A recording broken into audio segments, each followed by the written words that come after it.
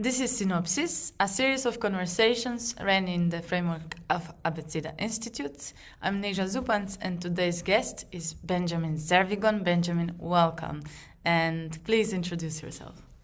Hi, yeah, thanks so much for having me. I'm Ben Zervigon. I'm calling from just outside of New Orleans. I'm born and raised in New Orleans, Louisiana, but now I live just like a mile outside the parish in a unincorporated township called Shrewsbury. Yeah, I'm a composer and pianist mostly, but uh, do other things as well, like conductor, install when needed. How did you begin your involvement in music? Where would you say it started? Leaving aside the fact that in a way everyone is in music, in one sense or another. Yeah, that's a good question. I like that caveat there too. I think my earliest musical memory was probably hearing my brother, I'm the youngest of six siblings, and the brother like two above me started playing piano, and maybe after he got past like the Bastion pre-reading method and was starting to play some actual repertoire, I remember thinking like, oh, I really want to do that.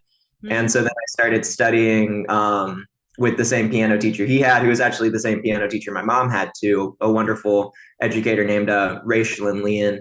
And she was one of those people who it's like the older I get, the more blessed I feel to have worked with her. She was an excellent pianist. She actually only even started teaching piano because her husband had a heart attack when she was only in about her 40s, and she had 5 kids that she needed to support. So she started teaching and built up a reputation throughout Southeast Louisiana as one of the better educators. She was a student of the very famous Swiss pianist Rudolf Gans. And so because of that, she had a lot of like really incredible first and secondhand stories of experiences with the greats of the first half of the 20th century. So she would talk about like Ravel and Bartok and stuff as if they were like, friends of her teachers, and like Trepnin and stuff. So very early on, it was instilled in me that like, even when we're doing repertoire from 100 years ago or 200 years ago or 300 years ago, it's all just like people interacting. And I think that's what made me really fall in love with music, was just the ability to kind of get to know people through their music across cultures and times and things like that. And being a part of that kind of a lineage is also a privilege, right? And gives you a certain predisposition, I guess, in your musical Good studies. pressure. How then did you start composing? So that question may be a tiny bit sad, but ultimately positive now. That teacher got too ill to teach me because I was actually her last student. And so when I was around like 10, she started having serious health problems and was like in and out of teaching me until I was like 14. And she finally was like, okay, let's stop this because you need a full-time teacher. So in that like 4-year period, I was still practicing piano and playing lots of music, but without having a teacher to help me meet my rep goals, I kind of just started writing just because it is easier than playing piano, at least for me. And so I slowly started writing. I think I finished my first piece, like my first actually fully composed piece, when I was like 12. And then I was determined to keep playing piano, and definitely didn't think of myself as a composer at all. But I kept on composing. And then Miss Leon had connected me with another great pianist, Peter Collins, who's from New Orleans and just a really great scholar of 19th century New Orleans music history and a lot of, all music history really, and just an incredible virtuoso pianist. He plays alcon and all that sort of thing, and he's also advocated for a lot of contemporary composers and performed a lot of music. Like Carter Pan has a big cycle for him. And so I got connected to him through Miss Lee, and she had me play for him when I was about 11 or 12. And then he retired from where he was teaching, which I believe was Missouri State, and moved back to New Orleans. So then I started studying with him when I was about 14.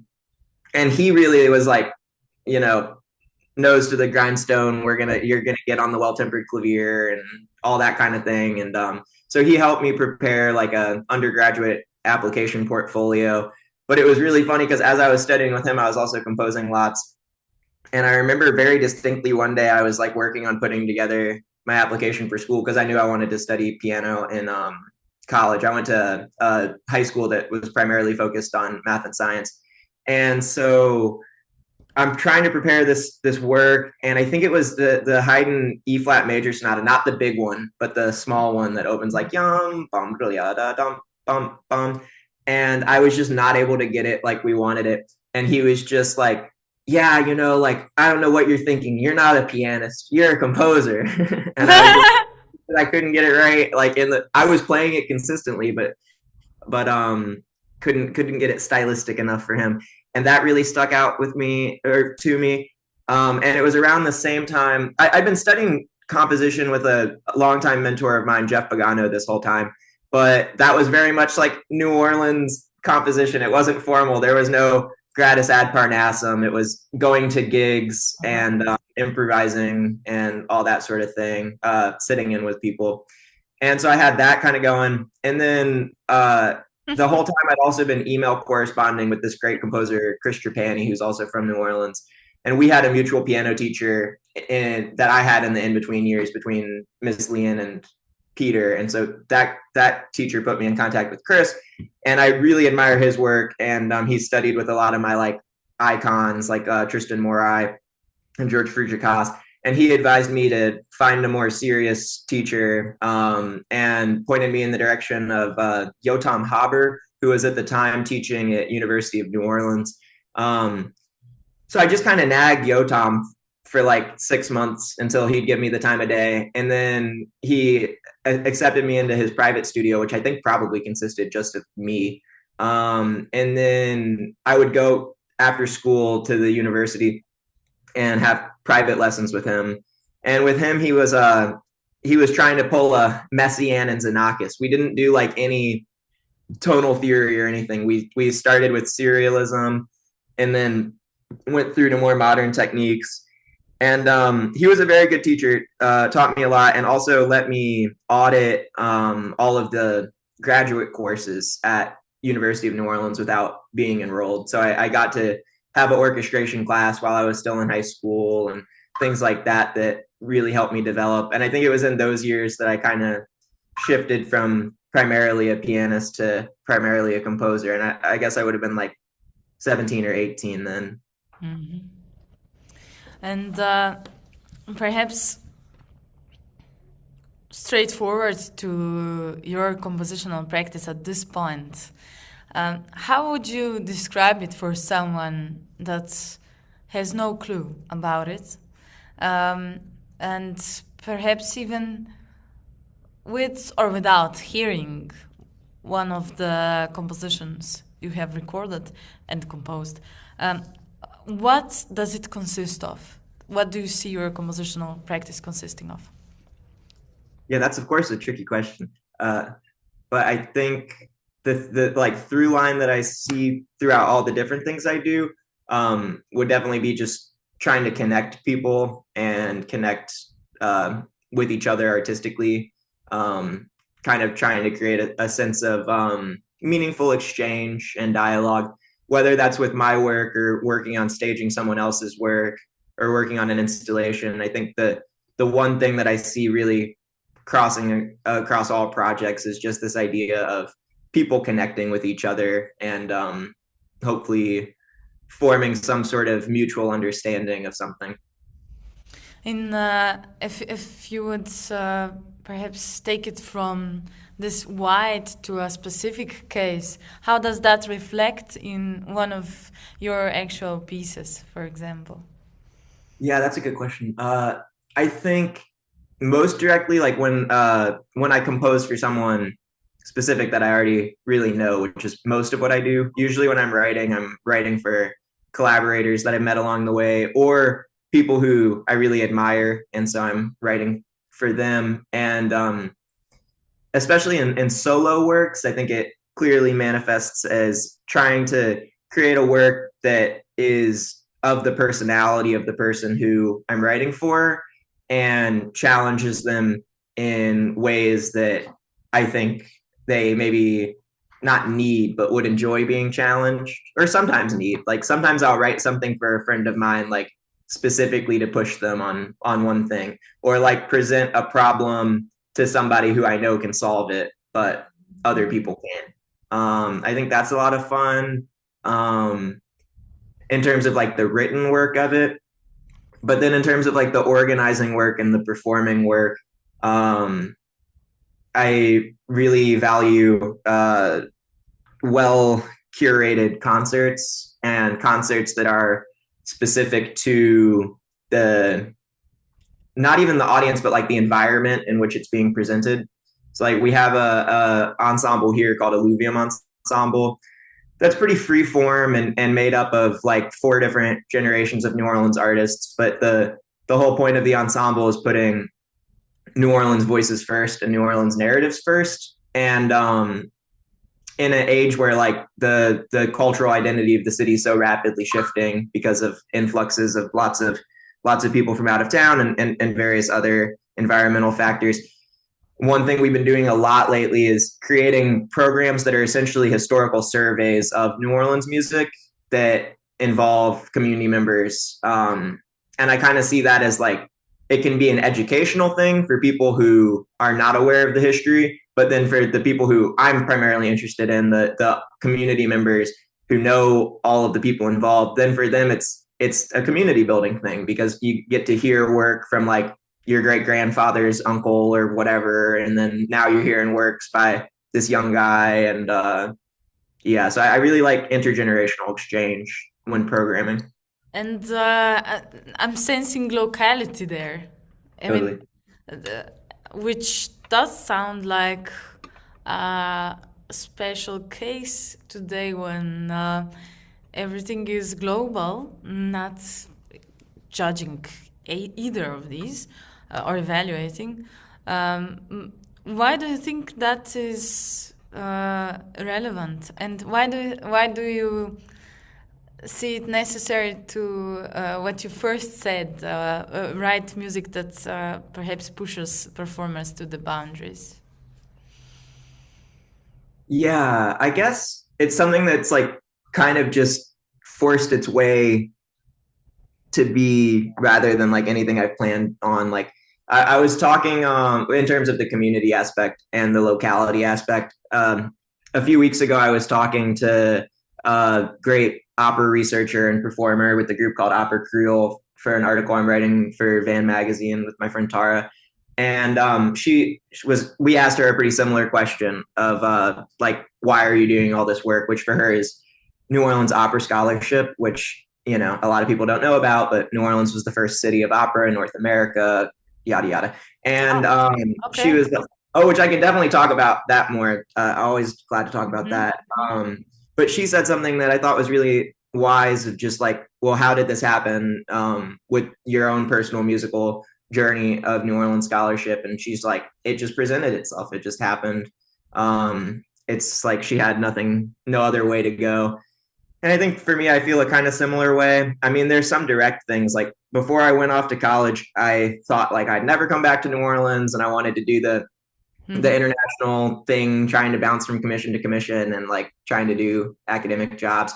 And then I was halfway through my undergrad at Peabody in Baltimore when the pandemic hit. And so then I was like, screw this. I am not trying to do Zoom school and live somewhere. Zoom school for music, right? Yeah, exactly. Yeah. And so I dropped out and moved back to New Orleans with my husband, who just finished his master's.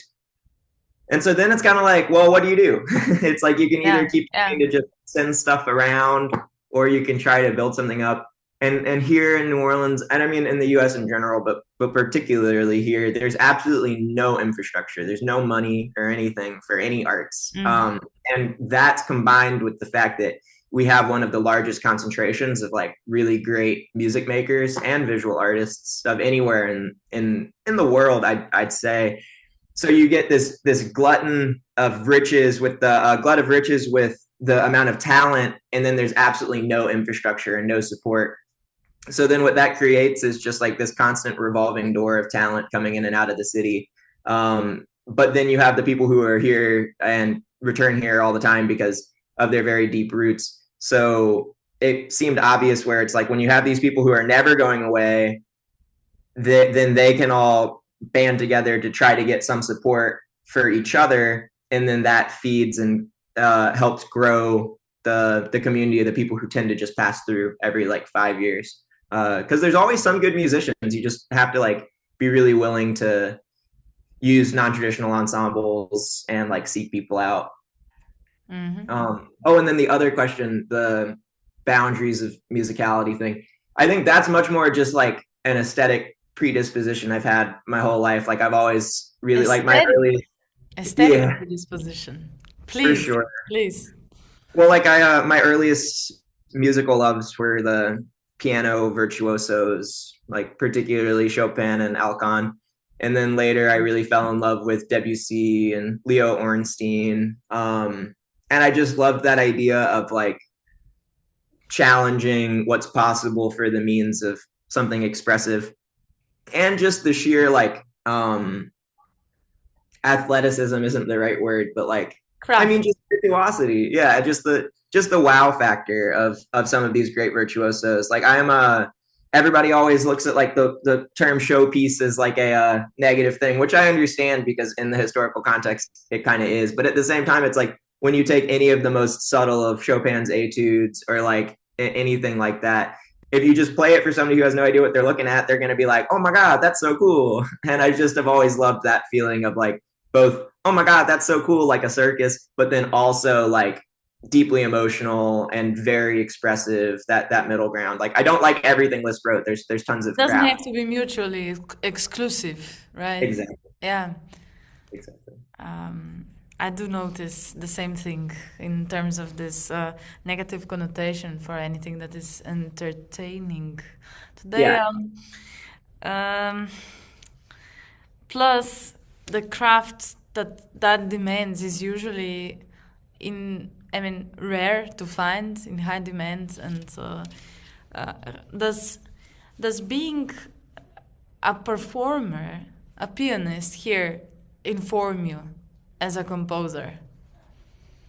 Yeah, I think it must, of course. And I primarily write piano music. Like if you were to just bulk out my output, it's mostly piano music. And it's mostly piano music like at the keyboard. Like I do plenty of extended techniques, but like most of my piano music, a piece won't have anything like that in it. But then I think in some ways too, it's like I think it's very useful when composing to try to never become too reliant on a single medium or method or form or process, but then at the same time to still totally allow yourself to repeat ideas and develop ideas between pieces and through pieces. So like oftentimes when I'm writing, I'll be like, okay, I'm going to write this one totally at the piano. And then, okay, I'm going to write this one totally away from the piano. And then this one's going to be like, just as an etude, it's going to be in C major, or just as an etude, this one's going to be something like completely dissimilar to anything else. And I find that kind of bouncing back and forth very useful. Also, as someone who's very interested in microtonality and tuning practices, piano is a very interesting home base, because on the surface of things, of course, it's like the non-microtonal instrument. But then when you really start listening to it, of course, there's many, many things, even just using the keys, that you can do that are microtonal. Like you can get the like 20th century cliche or 21st century cliche of like note and then note that's slightly flat from the piano just by playing two notes. Like for example, if you play the E flat right above middle C, and then you play the lowest F on the piano real quietly, you're going to get some beating between the seventh partial of that low F and the tempered E flat in the middle of the keyboard. But then also harmonics and things. Of course, you can get quarter tones all across the alto range of the piano using 11th partials from the low strings as harmonics. I also have retuned my piano a lot, but I haven't done that much lately because tuners are expensive to get it back. And then, yes, it's like, yes, they are. Back into 12th unequal temperament, but it really does remember those other pitches, and it takes a while to get it settled back into a nice equal temperament. Can I ask you, what is it that you see microtonality? how does it impact the final, not your music, the composition? How does it impact? Because there's a lot of it in it when you go to listen. What does it bring? What does inclusion of microtonality for you? What do you see it brings into the music? Yeah, that's a good question. I think, well, to cheat really quickly and answer with a quote from Morai, somebody, Tristan Morai, the French composer, somebody asked him a similar question, and he was like, oh, it's easier to compose with microtones. Like, I don't know how to compose without microtones. And I think that's certainly part of how I feel. But the other part of I think a more legitimate, more helpful answer is, for me, the microtonality and all, and just tuning practices generally inform voice leading in very, very real ways. Right. Like when you go, anybody who's really practiced with this knows. But just getting in touch with the more historic practices informs tonal writing and informs just basic keyboard practice and voicings and things very well. But then it's also fun to completely go the opposite route and break it and try to do completely different things from what we expect of our traditional voice leading. But I also think that microtonality and stuff has been a constant exploration. Like, obviously you can go back into Renaissance times where they were doing more complex things than we're doing now. But at the same time, when you look at like what is generally like in North America considered like the path of music history, from like Bach to like Schoenberg, and forgive my horrible pronunciations, but like that whole time it's like we act like there's just a stable idea of 12-tone equal temperament, but obviously that's not true. And so I view like the push towards quarter tones and sixth tones and 12th tones as like the same spirit as the push towards like the chromatic valve horn and stuff. You know, it's just constantly looking for how can we get more notes, how can we get more expression. And then very simply put, there are a few intervals within the just 7 or 11 limit just intonation, which is a term I don't really like, system, that are so beautiful and so easy to incorporate. And when you are just out here in New Orleans listening to improvising musicians or pop musicians on the street, you'll hear them all the time. Like a tritone that is a quarter tone flat, so the relationship between like a first partial and an 11th partial, but in the same octave, so like C to F quarter tone sharp.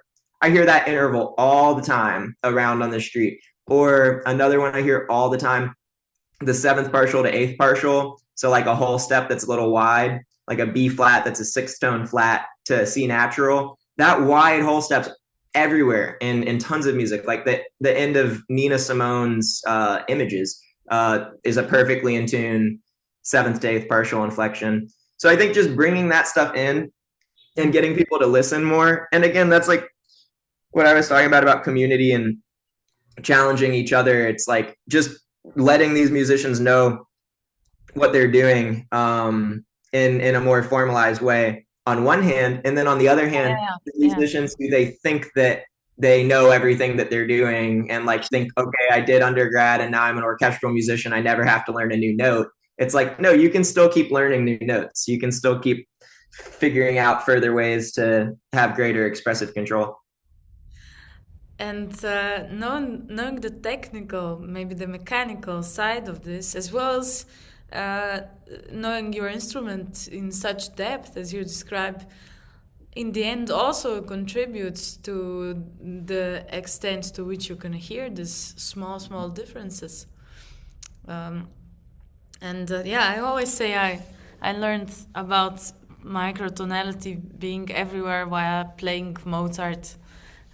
And realizing that in that sense, it's microtonal, because if it's not, you're not playing it properly. You're not working with the harmony, I guess. Absolutely.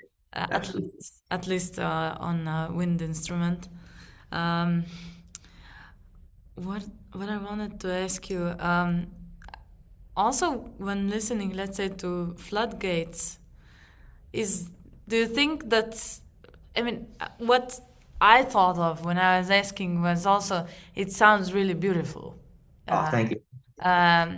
The way you apply it, perhaps that's because of you actually controlling. How much do you control this? You know, it sounds you have a lot of control of how exactly you apply microtonality in your music.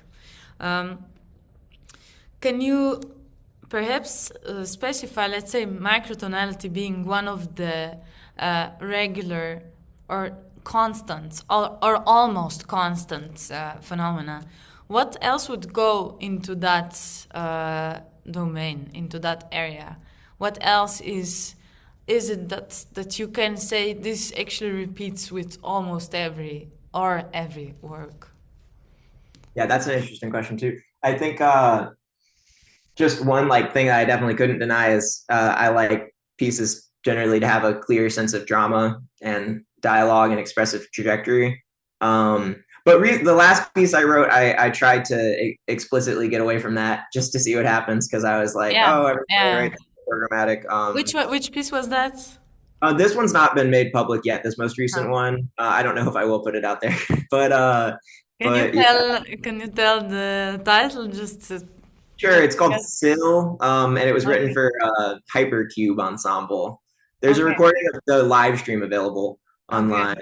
But with that one, I was trying to do like clear narratives build that don't lead anywhere. But yeah, generally I like stuff that's like, very much like has moments that hit, like, clear climaxes, big moments, denouements.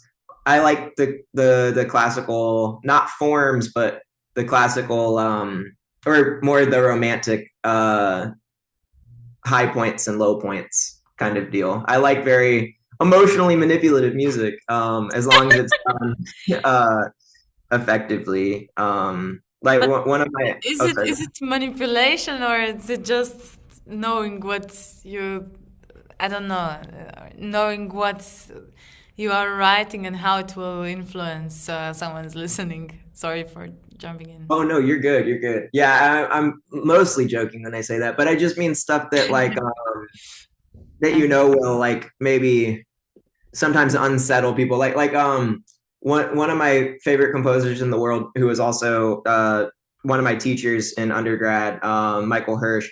He writes this music that is extraordinarily expressively complex, and just brutal, like really some of the most just emotionally powerful music ever written. And what I feel like I really hope I glean some of from him is the pacing of the music, like the ability to like know when it is to really build towards something central, or when to allow that idea to kind of stop and then come back much later, when to just let somebody sit in a structure that's unmoving versus when to process through ideas. I see that in a lot of his music, and a lot of other of my favorite composers like Scriabin and Debussy. I feel like are absolute masters of creating like a coherent drama, even when it's like between pieces, while not doing anything unoriginal. Like one of my favorite pieces, Scriabin 10, it's like you can say that that's a perfect sonata allegro form, like to the T, but then when you hear it, it doesn't sound anything like an early Mozart sonata. It doesn't hit emotionally in the same way at all. So I'm definitely interested in that idea of like taking what you think are the core formal elements that are like, or not core formal, the core expressive elements of existing stuff, and then figuring out how do you update that to like portray the experience of the world that we all have various relationships with today. And did I understand correct that there's a theme in that area that you are more often touching upon in terms of environment? Oh yeah, totally. And I think that's definitely been one of my my core preoccupations my entire life. And I think that that's just like I mean, I think a lot of the music that I'm most inspired by, particularly Debussy, and to a certain extent Morai, is very much like landscape music, music that portrays landscapes or portrays very abstract ideas of like experience of a landscape, like the poetic symbolism that a landscape might provide. So I think like if I was born in the flower fields of Holland, my music would probably be quite different and still concerned with the environmental aspects. And maybe I just don't know enough about the hardship of Holland, but I expect it would be much more pretty and floral. Whereas here it's like, Rain is a key word here. oh, rain. Well, rain. I love rain. I love getting wet. But Me too. yeah, I mean, like here, I grew up 2 blocks away from the Mississippi River, and I was 5 when Hurricane Katrina hit, and so like most of my the environment that I grew up in was very much uh, destroyed and characterized by um, Right. not natural disaster, but like man-made failings of nature, like the man-made destruction of nature. So that's been something I've always kind of gravitated towards portraying, just because I think that one of the few things that like I don't ever think it's right to like tell artists what an artist should be or whatever, but I view my own role as an artist, and lots of my friends I know would feel the same, that like at the end of the day it's about portraying your existence, or like not your personal existence but the world around you and the environment around you, whether that's like whatever aspect of that you want to focus on, whether it's human relations, whether it's our relationship to land, whether it's just the land itself, and then it's just what do we gravitate towards. And I mostly gravitate towards the environmental degradation stuff, partially just because I've developed that so much, and there's a never ending supply of inspiration down here for those kinds of things. There's Right. always some horrible thing Yeah, around the corner. that's for Um, sure. but I also view that as like that's one thing that I do. Like that's one of my practices. So like if I ever get offered commissions, that's kind of like my go-to of like, oh, do you want a Louisiana landscape piece? But then what's most interesting, the pieces where I feel like I learn the most as a composer are when I'm trying to bridge gaps between different practices that I have. Another one that I do a lot is just like studies on New Orleans's like folk histories, like music, like the cellos. I mean, I have a cello version, I have a violin version, a piece called Four Mothers, and that one's all just like an exploration of the traditional tune St. James Infirmary. And then in a recent piece for the Load Bang Ensemble, Given Words, that one's also, there's tons of folk melodies that run through there, as well as German music. There's Schubert's last song, Die Taubenpost, in there. So that's kind of fun. But then like there's a string quartet I'm working on right now. I'm trying to integrate those two things of the folk melody and stuff with the very architectural processes. And that's kind of like a clear divide for me in terms of like, usually when I'm writing about like human experiential things, the processes that I employ are very different from when I'm writing about natural processes and like the natural world. In what way would that be? In like in the literal pre-compositional processes. So like for example, the piece you referenced, Floodgates, the first movement of that is fully pre-composed. Like it has a set pre-compositional process that I break a good bit, but like there was a chart that had the arc of the entire piece. The second movement of that, which is much more supposed to be like an emotional observation, then takes some of that material and then treats it totally freely. And I just through compose it. So navigating between those, but particularly whenever I'm doing something that's like a very literal depiction of something, which I tend not to put in like program notes or whatever, because what I love so much about music is one person can be trying to say one thing and then you can get something totally different from it. But like in a recent piece, or not too recent, but a piece that I wrote for my husband called Tide Vessel, that's for 10 10 digitally assembled pianos, so like 10 multi-tracked pianos. That one is all about the motion of large boats on the water of the Mississippi. And you can analyze that very mathematically. Like the motion of the waves is like logarithmic. So then that whole piece is all based on voice leading and density that's dictated by a set of skewed logarithms. So every piano follows one logarithm with two arrival points, but then each of those is then logarithmically skewed on top of itself so that it creates like the wave pattern.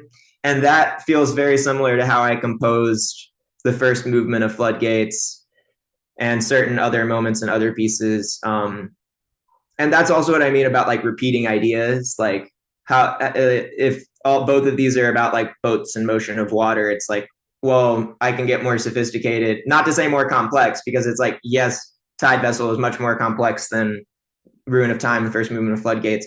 But then maybe the next piece that I try to express a similar idea, maybe I can cut down on some of the mathematical processes because I've already gleaned what is or is not expressing what I'd like it to. And the expressivity in general, also, and the sense of drama, I wanted to return to a little bit. You say you like that in your composition. Is there, if it isn't just okay, I don't want to sound like I want some substantiations. Rather, I'm curious, is there also another reason you want? Do you want it to be there? Do you see it functionally in a sense, or anything else? Yeah, I think it's more just like, what do I want to hear from a piece? You know what I mean? And when you are in the role of a listener. Yeah, exactly. And just like, what am I trying to say with the piece? Because obviously there's tons of places for pieces that don't have clear messages, and I think any music will not have a clear message inherently because of the abstraction of what we do with sound. But I don't know. I like pieces to be snapshots of a specific experience or time or place, and I think inevitably that involves drama. I don't tend to make pieces that are about like philosophical ideas or discrete mathematical processes, but I often very much enjoy listening to those pieces. It's just I like to handle very small questions and scenarios with my music and then blow them up, because that's what I like. I like how music can take just something that's completely experiential and then blow it up and abstract it into some sort of drama.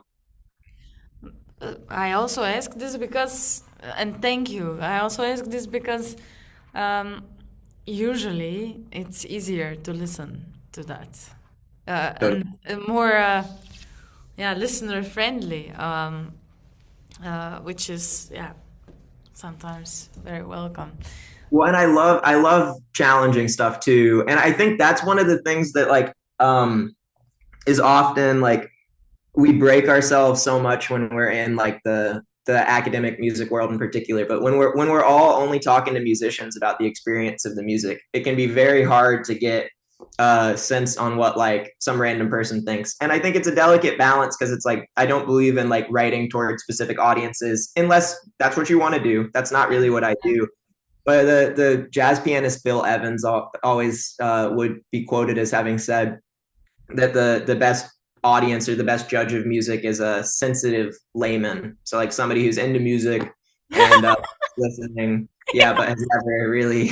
And I think there's truth to that, you know, somebody who's artistic. Yeah, because everyone else in the music is so biased. And we're all broken. We all have agendas. I like that a lot. I also think it depends on like your cultural moment, because like I am a huge admirer of music of the second half of the 20th century, particularly like the 80s and 90s, like Grisey, Murai, No to an extent, and then in the United States, Ben Johnston, a lot of my heroes. And I think when we look at some of the music of the second half of the 20th century, that's like not those people that I named, where there are some more, like, I mean, an easy target would of course be Fernie Howe, whose music I greatly admire, and I listen to quite a bit. But with him, it's like if you take any of those other composers that I said, like Grisey's Vortex Temporum came to New Orleans in 2018, and I got like all my friends to come, and they all loved it, and like they were all like, "Oh, Ben, I really thought it was just going to be like some noisy crap you take me to or whatever," but they all really liked it because it's such a dramatic piece. And then it's like whenever I take my friends to more challenging music, like the rare scenario where I can drag them to a Fernie Howe or something when it's even playing in town, you can just see that their eyes kind of glaze over at a certain point because the saturation of the drama is so intense. And one thing I've been thinking about with that lately is kind of like, I think that that's a great representation of how a lot of the younger baby boomers and the Gen Xers experienced their adolescence and adulthood. It's like simultaneously they were being told that this is the end in the West. This is the end of history. Everything is stable. We've approached a new world order where this is indefinite. But yet at the same time, unless you completely put your head in the sand, you know that all around the world is constant craziness, and that this empire that's supposed to be so stable is in fact not stable and is vying for power in every little nook and cranny of the earth. And so then I think that's really reflected in the music of Fernie Howe, of Finnessy, Jason Eckert, Radulescu to an extent, of just like this global stillness that it comes from the saturation of the material and the saturation of the chromatic or like, you know, hyperchromatic elements. But then its constant climax is what you're being saturated with. And so then as the listener, eventually that constant climax, that constant freneticism then stabilizes into something that's not that. And I don't think that's how like Fernie Howe necessarily intends you to listen to his work. I think he really expects you to listen and track the development and stuff. And that's where I think like listening to his music's most satisfying. But I think like at least the people I know here in New Orleans, if you put them in a room with Fernie Howe and then you put them in a room with the Japanese noise artist Merzbow, their experience would be pretty similar, even though these two musicians couldn't be farther apart in their process and how they compose.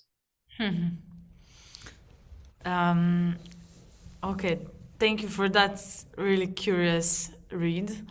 What would happen if they heard your music? Well, I'd love to work with either Fernie Howe or Merzbow. Come at me, gals. I'd love to, but yeah, that'd be great. I'd love the opportunity to talk with Mr. Fernie Howe one of these days. Finnessy, whatever. Yeah. Okay. Perhaps forward to what do you see? Where do you see your practice, your compositional practice, going in the future? Is there a certain goal you are building towards? The toilet. I don't know.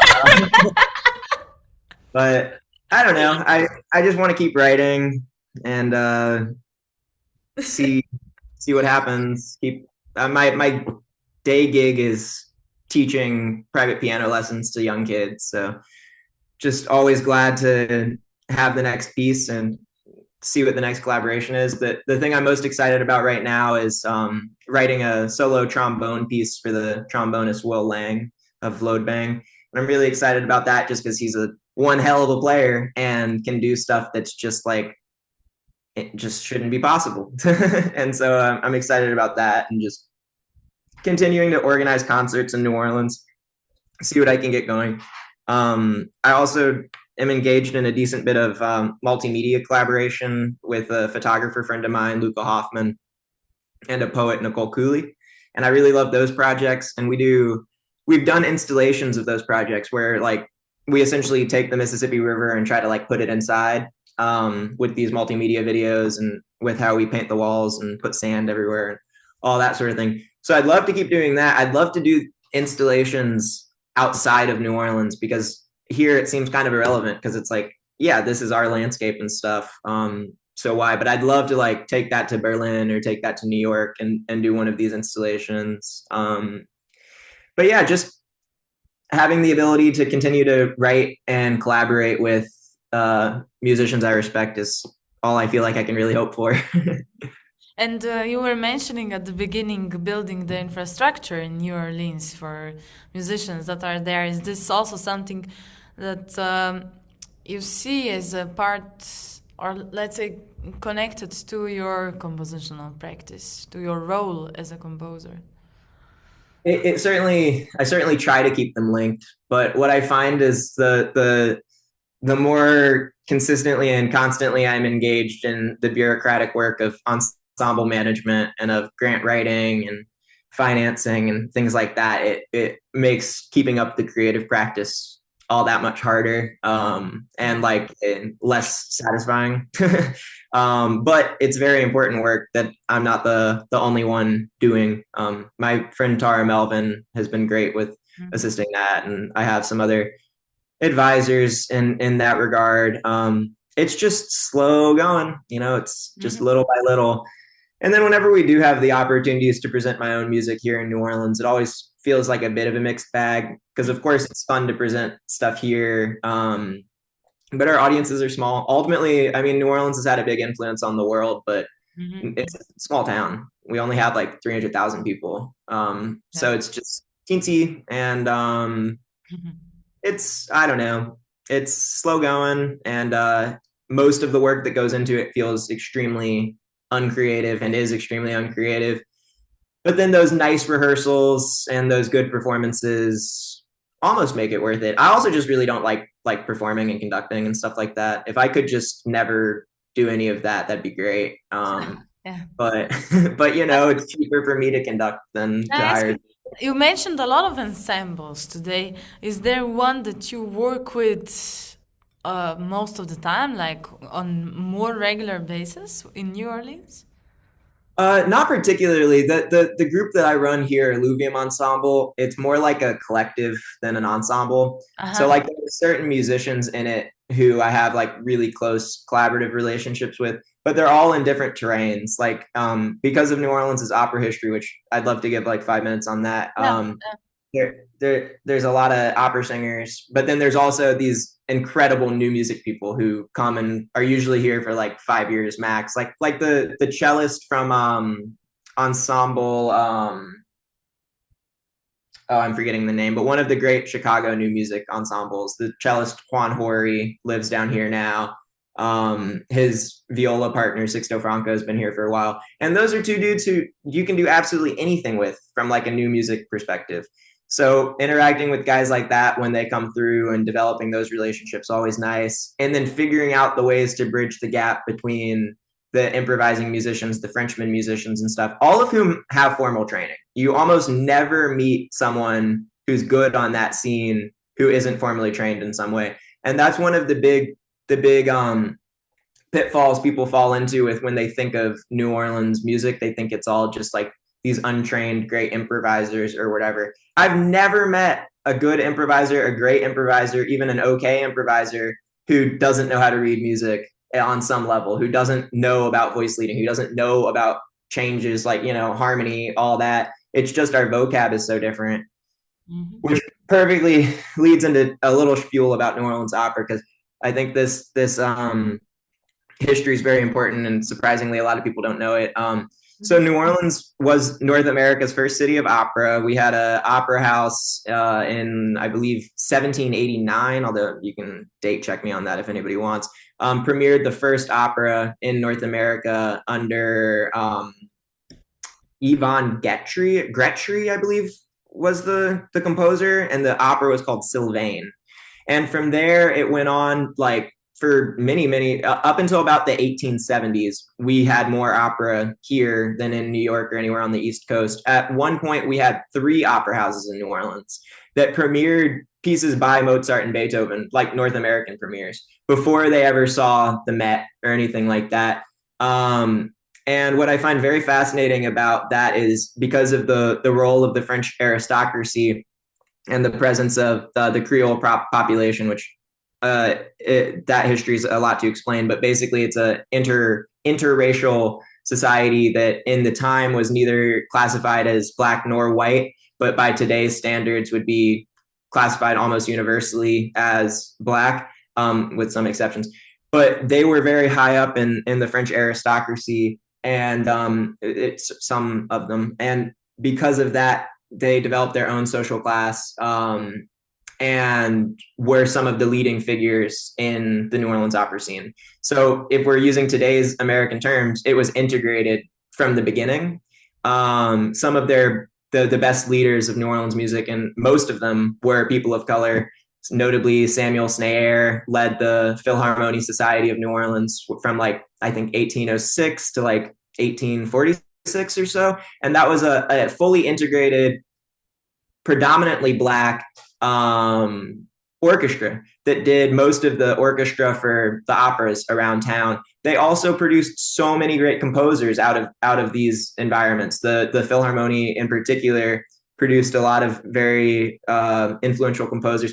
Most notably coming out of that milieu was the New Orleans composer Edmond Day, who spent the majority of his career in France, and I believe he was even in Mexico for a while, but he died in France. And during his time, I think he died in, I want to say like 1908, maybe it was like 1897.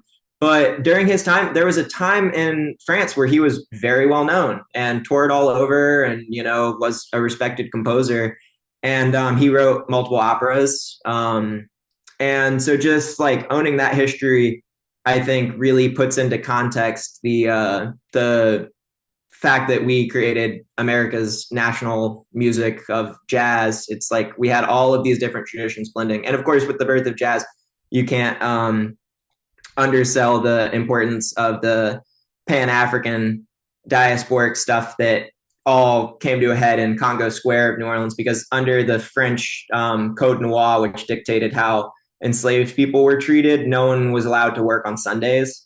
And so everybody would go to what's now Armstrong Park, Louis Armstrong Park, and interchange. And that's how like this identity of not just Nigerian, not just Ghanaian, not just from the Côte d'Ivoire, but this Pan-African identity of American Blackness in New Orleans kind of formed. And then at the same time, you have this other Black identity of Creole that was highly influential. And then you also have the waspier and Irish and all these other identities. But what I'm trying to say is that all that blending is then what kind of created jazz. But one other fun fact I always like sharing with foreign audiences is there's this typical thing I hear all the time of like, oh, why does New Orleans jazz sound so French? Like, why did Louis Armstrong sound like Debussy? And it's like, well, A, we were French for quite some time. But B, a lot of people don't know that Debussy's teacher was from New Orleans. He lived there for like 30, 40 years and taught the one that Debussy hated. His name escapes me at the moment, but this is easily searchable on Google. But then similarly, the textbooks that the French were using in Paris at the Paris Conservatoire and stuff were also shipped to the vestiges of the French aristocracy in New Orleans. So the Creole educators that were teaching the proto-jazz generation and all that were contemporaries of Debussy, they were learning from the same harmony textbooks. So a lot of the departures that they made, like that Debussy would make too, were similar departures. So sometimes you hear obscure parlor music from late 19th century New Orleans that sounds like parlor music of late 19th century France, even though we hadn't been owned by the French for close to 150 years at that point. So yeah, that I find very interesting, and really puts into place the really stupid and racist supposition that jazz is just this magical art form that came out of people just picking up the instrument and making it. It's like, no, it's always been coming deeply out of training and deeply out of community and deeply out of pedagogy. Now, that's, again, not to say oh, the Europeans gave us jazz, because if we'd only had the French pedagogy and stuff, and it was only that social class that did it, obviously it would sound different. But it's the Spanish military music, it's the Congo Square cultural happenings and all that. And then And all the jazz did not evolve in France at the same time. yeah, So- exactly. That's such a good point. Exactly. But yeah, and so that the historian I've been working with on some of these issues, she said something really beautiful the other day, Giovanna Joseph. I asked her why, like when we're talking about Edmund Dede's opera, like why should European audiences care about this? Like, as somebody who goes to Bayreuth every year, why would they care about this opera that was never premiered, that was written in like 1887? And she said, because this music and all this music, it shows us that we're much more similar than we are different. And that's, I think, a really beautiful sentiment, that is one of my main attractions to music making, especially instrumental music making, because that's my main concern. And just perhaps already a less relevant remark, but I didn't catch it whether there was 3 opera houses or 3 operas in your 3 list. opera houses. Houses. Yeah. 3 opera houses, yeah. Not 300,000, perhaps not even that at that time. How many people living there at that time? Oh yeah, not a lot, because it would have only been the French Quarter. Less than today, right? Very, very small. Yeah, so it's like it's almost on the same kind of cultural places. Like I believe La Scala is the one in Italy, where it's like it's a small town. We just loved opera, you know, and so like everybody was going. And then in the 1860s, following the failed Reconstruction after the Civil War, it might have been immediately before that. It might have been immediately after. But they segregated the operas and the Philharmonic Society, and then that's when everything starts to collapse. And all of the opera houses, like they're gone now, and they all burned down. And we did have a lot of we did have 3 great fires or 2 great fires in the French Quarter, but something in there seems fishy to me, that it's like you start segregating, and then suddenly these things that are largely Black cultural powerhouses burn down and are never rebuilt. And then today, the opera that we have in New Orleans is totally white supremacist and completely ignorant of this history, because it's run by a bunch of people from the East Coast that just don't know which way is up. But yeah, it can't be separated from the racial history for sure. That's most curious to hear all of that. Thank you for quick, before we get off that, for some resources for further reading. The website, I believe it. How many parishes do we have? 47 parishes. What's the website? There's a really great website. Let me just find it real quick. Ben, can I suggest you add a link to this website to your website, because your website will be published next to this publication? Oh, sure, I can totally do that. Yeah, and you add it somewhere on there so that anyone that wants to look for it will find it on your website. I can absolutely do that, and it's 64 parishes, just to throw it out there. Add it there, and then there's a connection from this video directly there. And now, since we are approaching the end, the conclusion of this conversation, what would be the 2 messages? I always ask for this, the composers. First one, for anyone that is aspiring to start composing, that is despite of, when I ask this to young composers, despite of you also being still in, developing your compositional practice. And the second one, for anyone that will go and listen to your music. So for any young composer, I'd say just write some music, because that's what I think is really cool about composing, is that like ultimately you don't need any resources for it. It's like, yeah, you might not hear a single note of your music for years and years and years, but especially if you're already an instrumentalist, or even if you're not, if you have no experience with an instrument, write yourself some stuff to play, write some stuff for yourself to sing, download a digital audio workstation on a computer at school and have some fun, but just write some music, and educate yourself. and go online and listen to score following videos. When I think about what was most impactful to developing my inner ear and my ability to think about form and stuff, it's just pick some pieces that you love and go on IMSLP, download that score.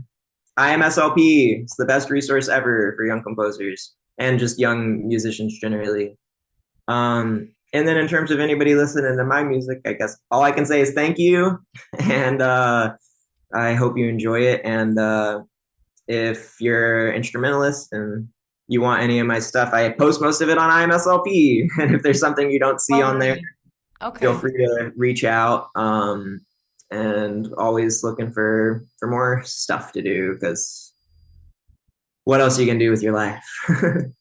Well, looking forward to hearing that, perhaps even some opera sometime in the future. Hope so. I'm writing an opera right now, but All right. who knows if that will ever see the light of day. Okay. So, looking forward to that. Benjamin, thank you very much for joining and sharing. Oh, it was my pleasure, and thank you so much for the thoughtful questions and for organizing this sort of thing. I think, oh yeah, what if I could add one more thing to the young people and aspiring people or whatever? It's just like make the music, because everything's so complex and unstable right now. So don't delay, because there's no point in putting off making music. Right. Well, it was my pleasure, and the rest of the credit goes to Abeceda Institute, who makes conditions for these conversations to happen as well. Thank you. Thank you.